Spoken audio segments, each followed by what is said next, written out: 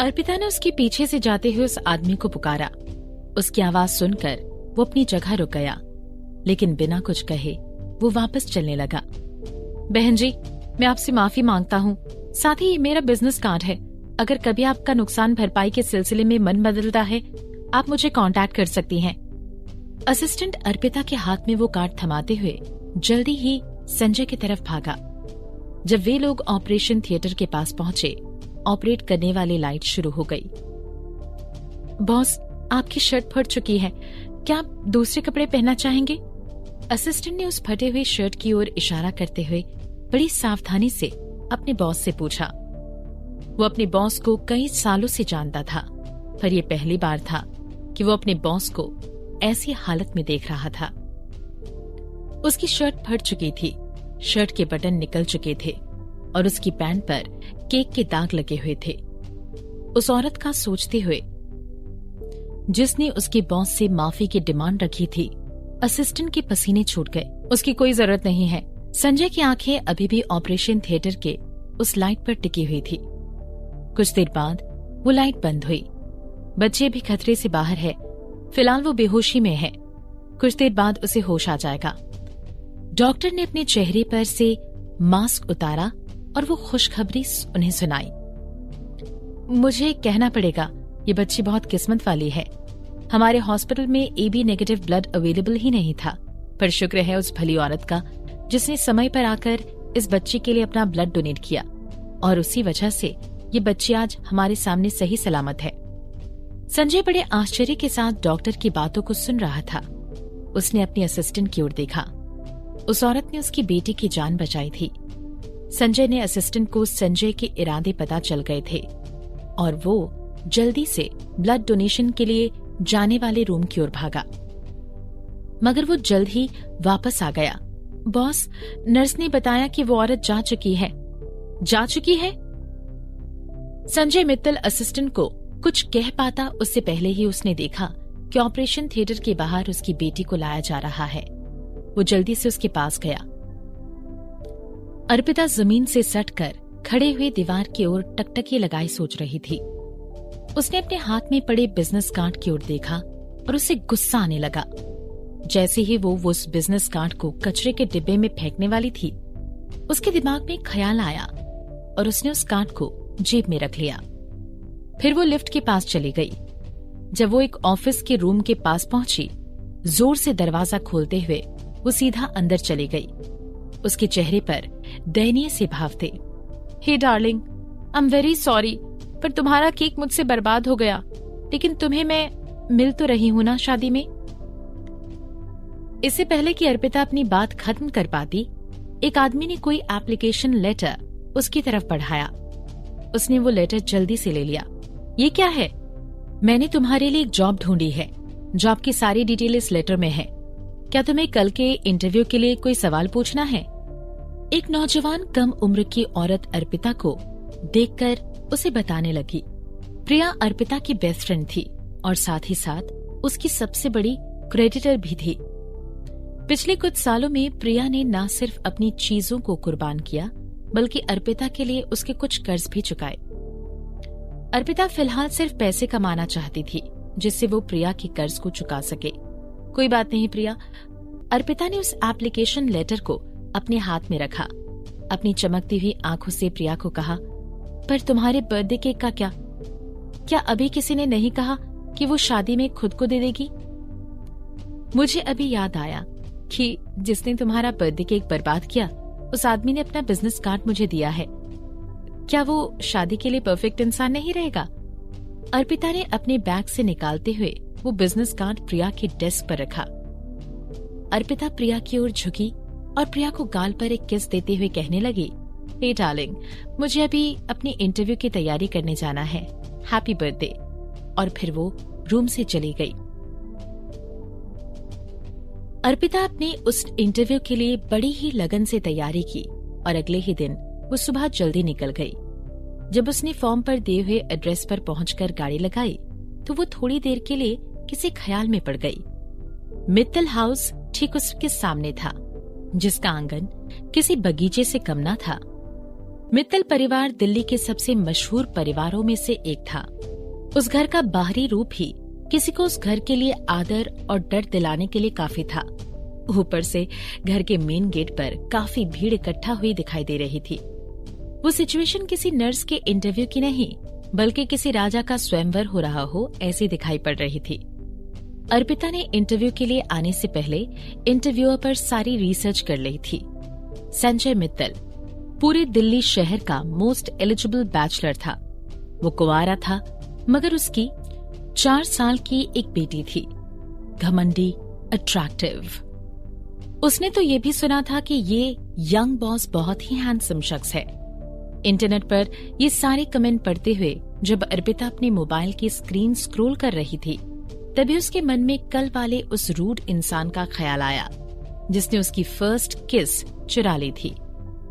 वो सोचने लगी, कल वाले उस आदमी और संजय मित्तल में से सबसे ज्यादा हैंडसम कौन है? जिन जिन लोगों ने इंटरव्यू के लिए अप्लाई किया है वो मेरे पीछे आए। ये कहते हुए उस घर के नौकर ने सबका बायोडेटा लिया और घर के अंदर जाने लगा। वो नौकर अभी घर के अंदर जाने ही लगा था कि उसके कदम वहीं रुक गए। जल्दी से वहां मौजूद सारे लोग रुक गए और मेन गेट की तरफ आदर भरी नजरों से देखने लगे। अगले ही पल वहां एक चमकदार स्पोर्ट्स कार दाखिल हुई। बॉस, सबका यूं एक साथ सर झुका के रुक जाना उस इंसान के लिए सबकी इज्जत को दर्शा रहा था। फिर वो कार अंदर चली गई। तुम अभी तक वहीं क्यों खड़ी हो? चलो अंदर। नौकर की इस आवाज ने अर्पिता को अपने ख्यालों से बाहर निकाला। उसे समझ आया कि वो अपने ग्रुप से काफी पीछे छूट चुकी है और पीछे खड़े बॉडीगार्ड इसी बात से चिढ़ रहे हैं। अभी वो इसी सोच में थी कि कार में साइड से दिखी किसी इंसान की छवि उसे जानी पहचानी हुई सी लग रही थी। क्या अर्पिता की आंखें उसके साथ कोई खेल खेल रही थी या ये बस उसका वहम था? मित्तल हाउस में वाकई में अर्पिता कल मिले उस घमंडी इंसान से टकरा चुकी थी।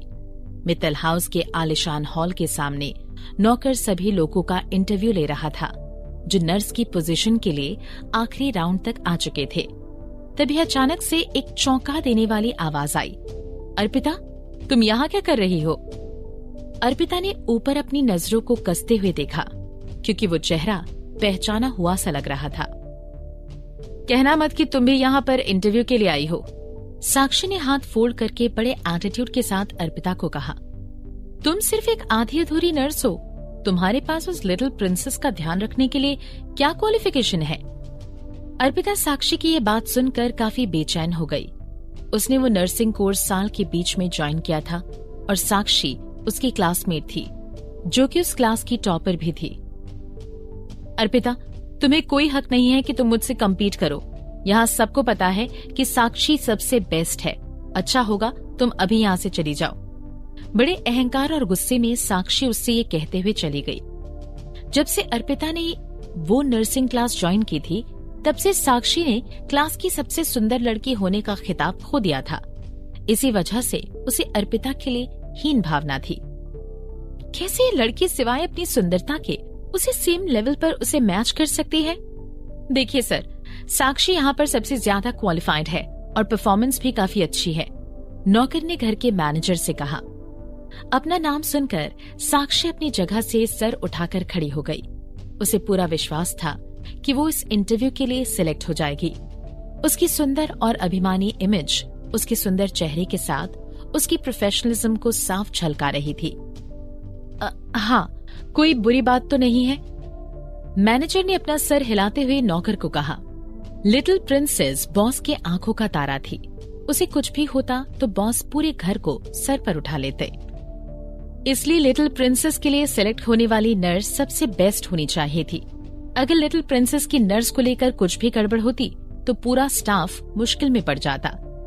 इस समय तक साक्षी को पूरी तरीके से लगने लगा था कि जीत उसकी ही होनी है।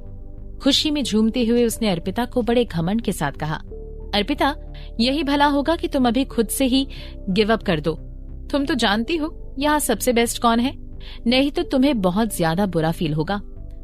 अर्पिता को साक्षी की इस बात का बहुत ज्यादा बुरा लगा। इससे पहले कि वो कुछ कह पाती, उसने नौकर को वहां से उठते हुए देखा। यहाँ तक कि वहां खड़े बाकी नौकर भी बड़ी जल्दी में उठने लगे। ये सीन तो कुछ जाना पहचाना सा लग रहा था। अगले ही पल एक बड़ी इंसान की छवि आंखों के सामने चलकर आने लगी। गहरी और बड़ी आंखें, चेहरे को कॉम्प्लीमेंट करने वाली नाक, ऊंची हाइट, मस्कुलर बॉडी, पतले और लाल होंठ जो कि एक रहस्यमयी स्माइल का शेप बना रहे थे। वो सिंपल व्हाइट शर्ट और ब्लैक पैंट पहने हुए था, सेल्फ कॉन्फिडेंस और जोश से भरा हुआ। उसका लुक काफी इन्फ्लुएंशियल था। एक परफेक्ट चेहरा जो कभी कोई देख ले तो कभी उसकी नजरें उस चेहरे को भूल ना पाए। अर्पिता उस समय तक दंग रह चुकी थी, अपनी और उस आदमी को आता देख। अर्पिता की आंखें मानो अब उसके चेहरे से बाहर ही निकल आती। उसकी आंखें उसके साथ कोई खेल नहीं खेल रही थी, बल्कि ये तो सच था।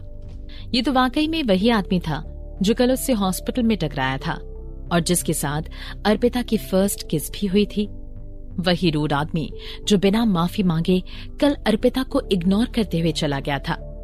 ये नहीं हो सकता, ये यहाँ क्या कर रहा है? बॉस? नौकर का उस इंसान को बॉस कहकर पुकारना अर्पिता के लिए किसी झटके से कम ना था। अब तक वो ये समझ चुकी थी कि संजय मित्तल ही इन लोगों का बॉस है। बॉस? ये तो संजय मित्तल है, वही बड़ा आदमी जो उसका इंटरव्यू लेने वाला था।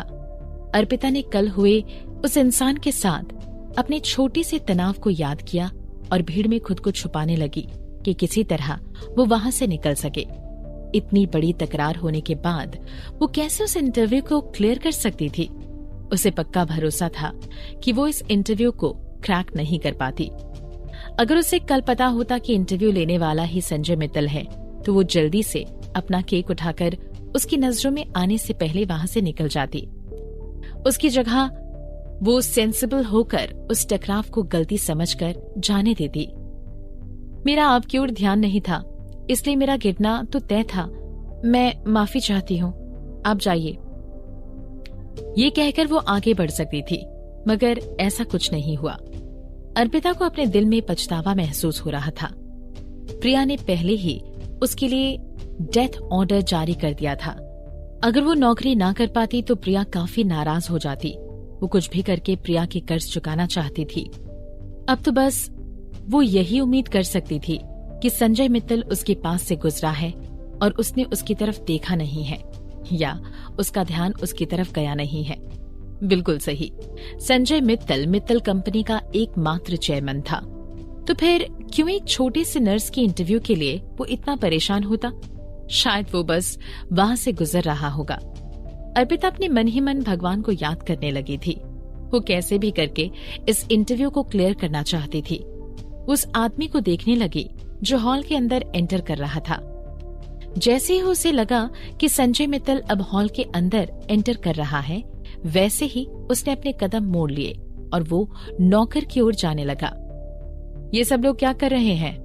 बॉस, ये सब लोग लिटिल प्रिंसेस की नर्स के इंटरव्यू के लिए आए हैं। नौकर ने सिर झुकाते हुए संजय मित्तल को कहा। वो नर्स जो उसकी लिटिल प्रिंसेस का ध्यान रखेगी। संजय मित्तल ने अपनी आंखें कसी और मुड़कर वो हॉल के एंट्रेंस की तरफ जाने लगा। उसके पतले लाल होंठ कहने लगे, क्या तुमने अभी तक किसी को सिलेक्ट किया है? बस 2 लोग हैं जो अच्छे हैं। एक का नाम साक्षी है और दूसरी का नाम अर्पिता। उनके क्वालिफिकेशन काफी अच्छे हैं और उनका नॉलेज भी अच्छा है। बॉस, आप खुद ही उनका इंटरव्यू लेकर क्यों नहीं तय करते? नौकर ने उन दोनों लड़कियों का बायोडेटा संजय मित्तल को दिया और उनकी तरफ इशारा किया। जैसे ही साक्षी ने अपना नाम वहां सुना, वैसे ही वो सामने की ओर चली गई। सर को ऊपर उठाए वो सामने की ओर देखने लगी।